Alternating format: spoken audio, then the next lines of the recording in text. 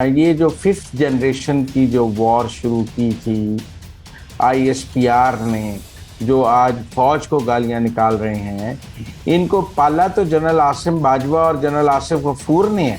अगर ये एनडीयू किए हुए ये साफी आज पाकिस्तान को और फौज को गालियां निकाल रहे हैं तो एनडीयू को बंद कर देना चाहिए।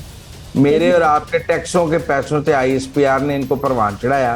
जनरल बाजवा मुझे जानते हैं, वो किसी का वीलॉग सुनते थे शेव करते हुए, किसी का वीलॉग सुनते थे नहाते हुए, किसी का वीलॉग सुनते थे धोते हुए। वो आसिम बाजवा का एहतसाब करके दिखाएं। जज की बीवी है तो अदलिया के कान पे जू ही नहीं रेंग रही। उमरताब बदियाल साहब का इंसाफ किधर गया है? अस्सलाम वालेकुम, मुझे कहते हैं सोबिया अशरफ और आप देख रहे हैं प्रोग्राम अंदर की बात मुजम्मिल सोहरवर्दी के साथ। एक तरफ मुल्क में सियासी मतला जो है वो अबरालूद है और दूसरी जानब कुछ ऐसे लोग जो है वो वी लोग कर रहे हैं बिरूने मुल्क बैठ के, जो खुद को सहाफी कहते हैं। ये क्या है अंदर की, इसके हवाले से अपडेट्स, क्या वो किसी मुहिम का हिस्सा है या किसी बिरूनी ताकत के पीछे जो है वो लग के काम कर रहे हैं, इसी हवाले से आज हम अंदर की अपडेट्स जानेंगे मुजम्मिल साहब से। अस्सलाम वालेकुम मुजम्मिल साहब। अस्सलाम वालेकुम, क्या हाल है सोबिया? ठीक ठाक हैं जी मुजम्मिल साहब, अल्लाह का शुक्र है। मुजम्मिल साहब, ये जो खुद को सहाफी प्रिटेंड करते हैं और जो है वो रोज वीलॉग करते हैं और खास तौर पे पाकिस्तान के खिलाफ, हमारे मुल्क के खिलाफ, जो हालांकि उस सरजमीन पे मौजूद भी नहीं है, तो इन लोगों के खिलाफ जो है वो कार्रवाई करने के हवाले से क्या सोचा जा रहा है? आपके पास क्या अंदर की खबरें हैं?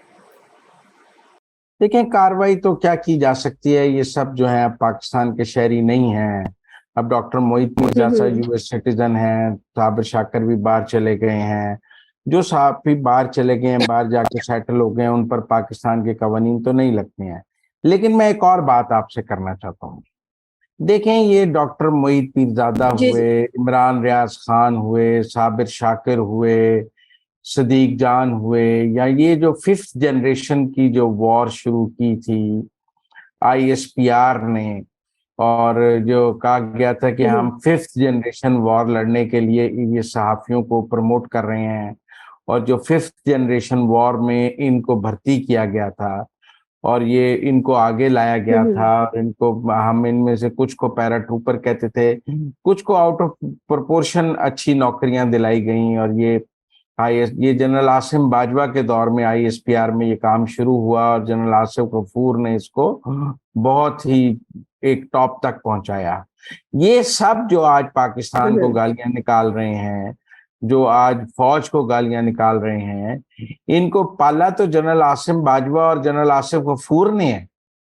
इनको इनको इनको इनकी ट्रेनिंग, इनको सहाफत में, इनके वीलॉग, इनको एस्टेब्लिश तो आईएसपीआर के ने फिफ्थ जनरेशन वॉर में इनको प्रमोट किया।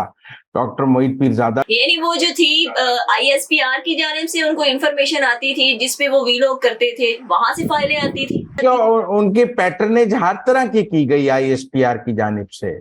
और अगर आज वो आईएसपीआर को और फौज को गालियां निकाल रहे हैं तो सवाल तो आईएसपीआर के उन अफसरान से होना चाहिए जिन्होंने इनकी पैटर्नेज की, जिन्होंने इनको भर्ती किया, जिन्होंने इनको पहले इस्तेमाल किया, और क्या उन्होंने इनकी क्या ब्रेन वॉशिंग की, कैसे किस क्राइटेरिया पर इनको भर्ती किया कि आज ये फौज को ही गालियां निकाल रहे हैं। एक तो मैं समझता हूं कि जिन फिफ्थ जनरेशन वॉर प्रोजेक्ट के जो जिम्मेदारान हैं, जिन्होंने इन सबको भर्ती किया और इनको पहले रखा नवाज शरीफ को और सबको गालियां निकालने के लिए, और इनको गालियां निकालने की इतनी आदत हो गई कि आज फौज को गालियां निकाल रहे हैं, पाकिस्तान को गालियां निकाल रहे हैं। अब दूसरी बात यह है कि वो एक कोर्स शुरू किया गया फौज की जानिब से नेशनल डिफेंस यूनिवर्सिटी में, एनडीयू में, जहाँ 3-3 माह के सहाफियों को कोर्स कराए जाते थे। वहां पे जनरल फैज आकर तक खिताब करते थे, वहां पे जनरल बाजवा आकर सहाफियों से खिताब करते थे, वहां से मुख्तलिफ डीजीएमआई आते थे, जर्नैलों की एक लाइन होती थी जो वहां सहाफियों से खिताब करती थी, उन्हें पढ़ाया जाता था, 3-3 महीने के कोर्स कराए जाते थे। ये एनडीओ आप कराते हैं कि आपके 3-3 महीने के कोर्स करने के बाद लोग आप ही को गालियां निकाल रहे हैं, पाकिस्तान को गालियां निकाल रहे हैं। मसलन एक यूनिवर्सिटी से जो बच्चा पढ़ के निकलता है, वो यूनिवर्सिटी ने उसको क्या तालीम दी है, ये मैटर करती है ना। अगर ये एनडीयू किए हुए ये साफी आज पाकिस्तान को और फौज को गालियां निकाल रहे हैं तो एनडीयू को बंद कर देना चाहिए, और जितने इंस्ट्रक्टर एनडीयू में पढ़ाते हैं उनका कोर्ट मार्शल करना चाहिए कि भाई आप ये पढ़ाते हैं, आपने इनकी ये जेनसाजी की है 3-3 माह में, 4-4 माह में, कि वो आज पाकिस्तान को भी गालियां निकाल रहे हैं और फौज को भी गालियां निकाल रहे हैं। लिहाजा मुझे इन सहाफियों से या इनके से कोई गिला नहीं है।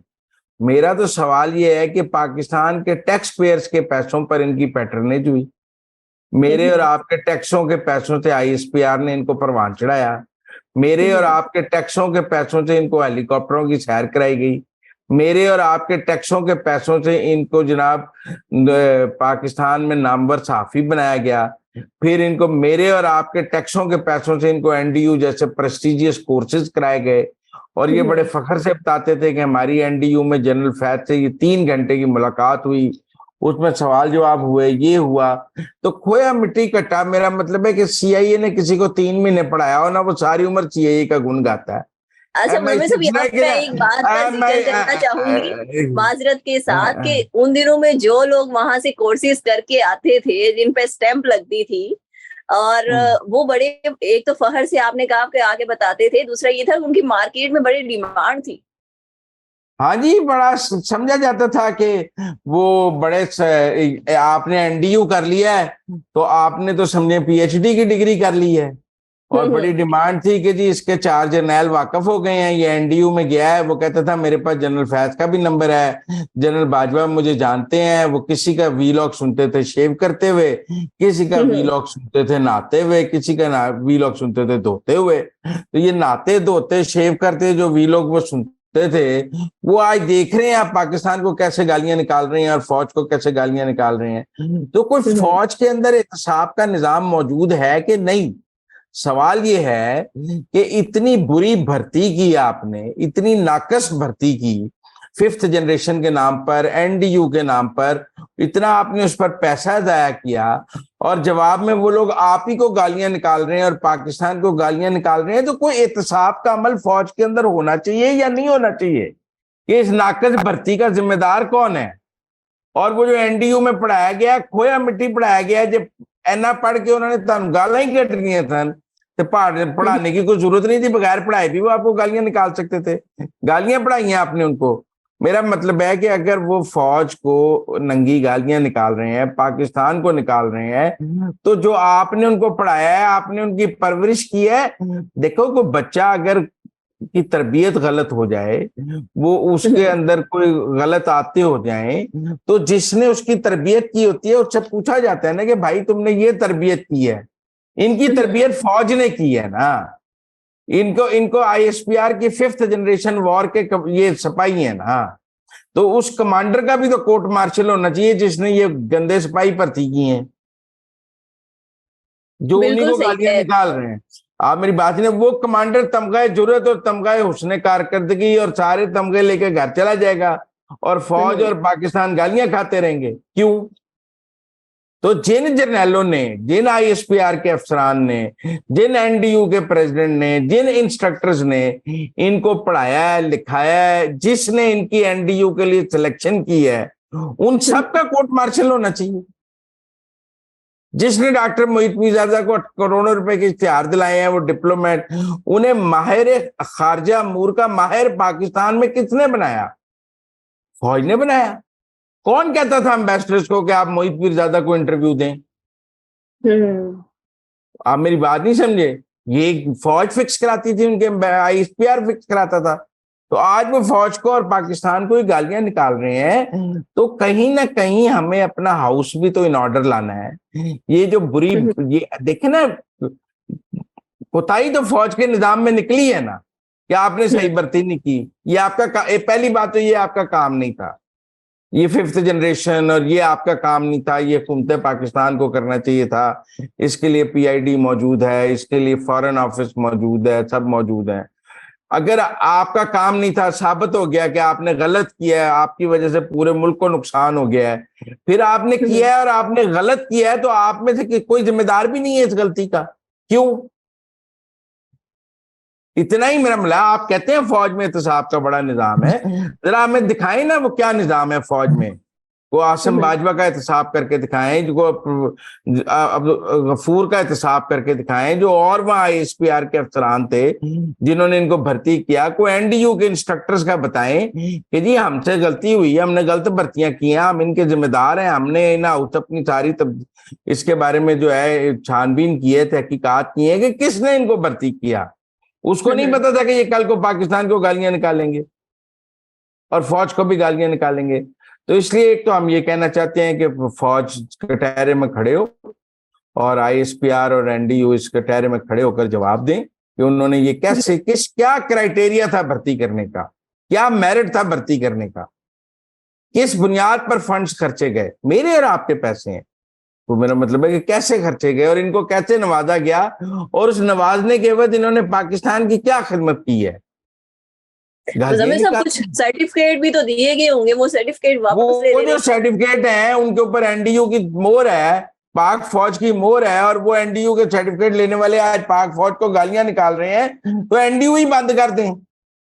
इतनी नाकस पढ़ाई है NDU में, इतनी नाकस ट्रेनिंग है, इतने नाकस इंस्ट्रक्टर हैं, NDU ही बंद कर दें।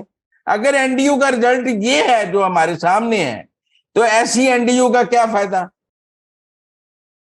बिल्कुल ठीक कह रहे हैं। अच्छा मुजम्मिल जिसने मुल्क ये हमने मुल्क दुश्मन पैदा करने के लिए NDU बनाई है, हमने ऐसा स्टाफ तैयार करने के लिए NDU बनाई है जो पाकिस्तान को गालियां देगी, फौज को गालियां देगी। मैंने NDU नहीं किया, मुझे तो 5th जनरेशन वॉर में भर्ती भी नहीं किया इन्होंने, तो मेरा मतलब है मैं तो उनके क्राइटेरिया पर पूरा नहीं उतरता था। सोबिया तुझे भी भर्ती नहीं किया उन्होंने, हालांकि तू चंगी सोनी भी लगती थी, लेकिन तुझे भी भर्ती नहीं किया। उन्होंने लड़कियां भर्ती की हैं 5th जनरेशन में, वो कुड़ियां भी गाला कट रही हैं आज, ऐसी कोई गल नहीं। सब हो सकता है उनके लिए हम जो है वो कौमी दिफा के काबिल ना हो। मतलब ये कौमी दफा ऐसी जो कर रहे ने, ये कौमी दफा फौज ਨੂੰ गाला कटना है और पाकिस्तान की इमदाद बंद कराना है, पाकिस्तान को गालियां निकालना है, तो मेरा मतलब है दिफा दे जिम्मेदारान जरा कटहरे खलो जान ना। यह की दफा दे उन्होंने सिपाही खड़े किए ने कि हम 5th जनरेशन वॉर के नए सिपाही और कमांडर पैदा कर रहे हैं। बताए ना ये क्या फसल बोई है और क्या काट रहे हैं। ठीक हो गया। अच्छा मुजम्मिल साहब, मैं चाह रही हूँ जरा एक बड़ा और अहम इशू है, उसके हवाले से जरा आप हमें अंदर की खबर जो है वो जरा दे दें। आज जो है वो रिजवाना नामी जो बच्ची है उस पे जो तशद्दुद हुआ एक सिविल जज की बीवी की जानिब से, और उसकी हालत जो है वो तशवीशनाक है और खतरे से बाहर है। तो आज जो उसकी जमानत हो गई है, ये मुजम्मिल साहब एक सवालिया निशान है अंदर की। आपके पास क्या खबर है, जमानत कैसी हो गई? जमानत तो मुहर्रम से पहले हो गई थी। मैं उस पर यह बात करना चाहता हूं। देखें, चीफ जस्टिस ऑफ पाकिस्तान के दरवाजे पर आइन और कानून ने दस्तक क्यों नहीं दी जब एक जज के घर में ये वाकया हुआ है। तो मेरा मतलब है कि ये किसी सियासतदान के घर में हुआ होता। आजम स्वाति ने अपने वो हमसायों को मारा था ना, उनकी बहस आ गई थी, तो आजम स्वाति के खिलाफ सू मोटो हो गया था और उसको वजारत से भी हाथ धोना पड़ा था। और भी किसी, मतलब आज तारक बशीर चीमा कटहरे में खड़ा है कि उसके बेटे के ऊपर इल्जाम है, और भी कोई सियासतदान या उसकी औलाद कोई गलत हरकत करे तो वो कटहरे में खड़ी हो जाती है पर्चा दर्ज। ये जज की बीवी है तो अदलिया के कान पे जू ही नहीं रेंग रही। उमरता बदियाल साहब का इंसाफ किधर गया है, कि मेरा मतलब है कि लाहौर हाईकोर्ट के चीफ जस्टिस साहब का इंसाफ किधर गया है, इस्लामाबाद हाईकोर्ट के चीफ जस्टिस साहब का इंसाफ किधर गया है। मेरा मतलब है कि उसको फांसी जमानत मिल गई है, भाई आपने क्यों नहीं सू मोटिव लिया। वो लड़की मर रही है 14 साल की रिजवाना, आपने फांसी जमानत दे दी है, और जज भी कहता है कि जज अपना ऐसे दिफा कर रहा है जैसे कोई बात ही नहीं है। आपने जज को मुअत्तल भी नहीं किया है। कोई सरकारी अफसर की बीवी ने ये किया होता, आप सरकारी अफसर को मुअत्तल कर देते ना। किसी सिविल जज का ये भी कहना है कि मीडिया जो है वो मेरे खिलाफ जो है वो एक मुहिम चला रहा है, इससे बेहतर है कि मुझे ज़ब्ह कर दिया जाए। नहीं तो जो बच्ची बिस्तर पर लेटी हुई है, जिसकी एक आंख जाया हो गई है, जिसका ऑक्सीजन लेवल स्टेबल नहीं हो रहा, जिसके सर में कीड़े पड़े हुए हैं, वो मीडिया ने उसको मारा है।